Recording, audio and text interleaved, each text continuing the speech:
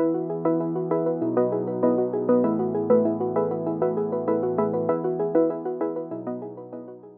got a diversity and inclusion team who's run by Dee Sakar, and there's lots of initiative there. We've got a new diversity and inclusion website with a charter that firms can sign up to.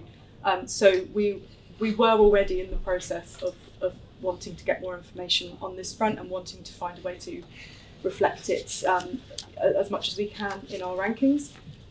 Obviously, the issue for us will always be that we reflect the information that is given to us.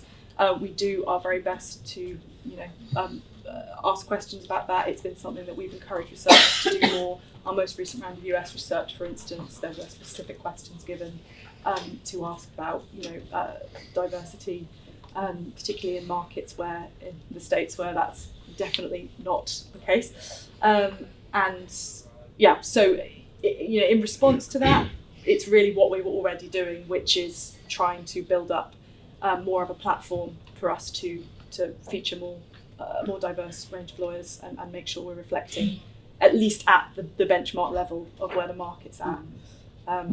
And what can sort of firms here who want to reflect their own diversity with their own firms? What can they do to kind of help you with that process, if anything? Tell us about it on the submission. I mean, that's where it starts. I think we often get the case people will, there's the old thing you'd get on the phone with a lawyer and they tell you that the table was full of old men or whatever, and you just say, oh, fantastic.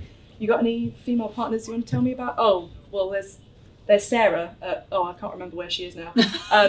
And it starts with what we get from you. So if you've got younger partners, young female partners, or people with different ethnic backgrounds, or anything at all, put it on the submission, even if you don't necessarily think they're going to immediately get ranked because they're younger, or just getting started. We want them on the radar. We want to know who they are, because we do recognise as well the most change is likely to come from the bottom up, as it were.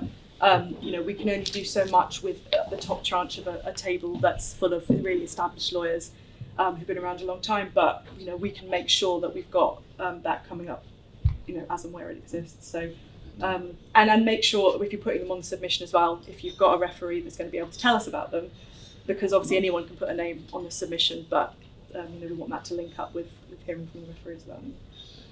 And having those people leading matters. Having those people, as Lydia says, with referees who can speak to their specific expertise, and also encouraging a bit of persistence as well, making sure that if they don't get in the first year, that they keep on with the process, because a lot of the people who are at the top of the table have had years and years and years and years and years worth of chambers submissions, chambers referee information, and have established that level. It's not necessarily something you can do in 1 year or even 2 years. So encouraging that persistence of particularly younger lawyers, particularly female, ethnic minority, LGBT identified lawyers, associates as well, senior associates who look like they're on the partner track, encouraging them to build their own personal profiles with us, and obviously out in the wider market as well is going to be a massive help to us.